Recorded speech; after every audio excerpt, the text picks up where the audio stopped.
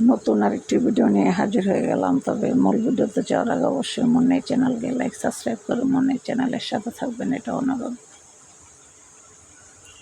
আজকে যে বিষয়ে আলোচনা করব অত্যন্ত গুরুত্বপূর্ণ আলোচনা, মনোযোগ সহকারে শুনবেন।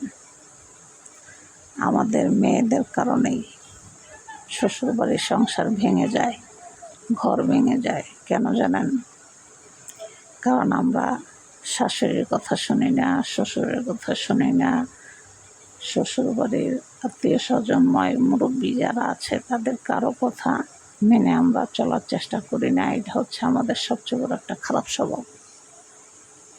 সবসময় একটা কথা মনে রাখবেন, আপনি যার সাথে যেমন আচরণ করবেন তার প্রতিদানে একদিন সেটা আপনি রিটার্ন ব্যাক পাবেন।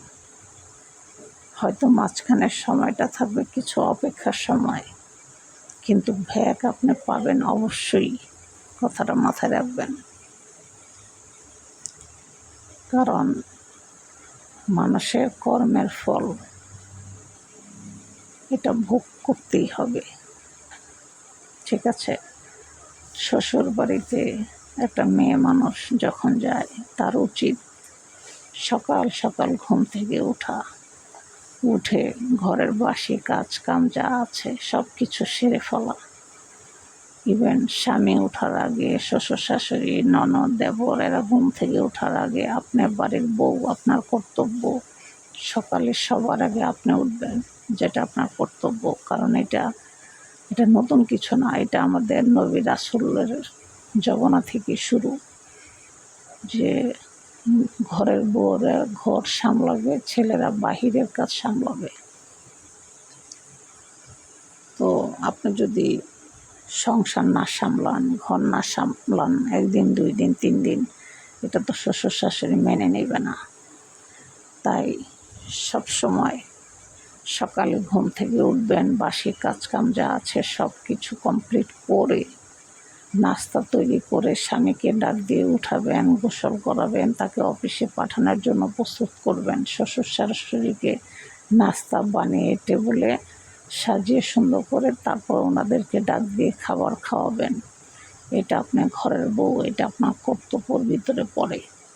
আপনি যদি কন্টিনিউ এই ধরনের কাজগুলো করে যান, এক সময় অবশ্যই তার মেয়ের স্থানটা যেখানে আছে ঠিক আপনার ছেলের বউর স্থান সেখানেই হয়ে যাবে।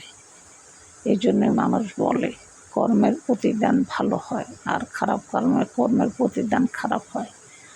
আপনি যদি তাদেরকে ভালোবেসে নিজের বাবা মার মতো আপন করে নিতে পারেন, তারা একদিন না একদিন অবশ্যই আপনাকে ভালোবাসতে বাধ্য হবে। কারণ ভালোবাসার প্রতিদান ভালোবাসাই হয়। তাই সবসময় মানুষকে ভালোবাসতে শিখবেন, শ্বশুর শাশুড়িকে নিজের বাবা মায়ের মতো জানবেন, দেবর ননদ থাকলে নিজের বোনের মতো ভাইয়ের মতো দেখবেন। কারণ আপনি তাদেরকে যে নজরে দেখবেন তারাও আপনাকে সে নজরেই দেখবে।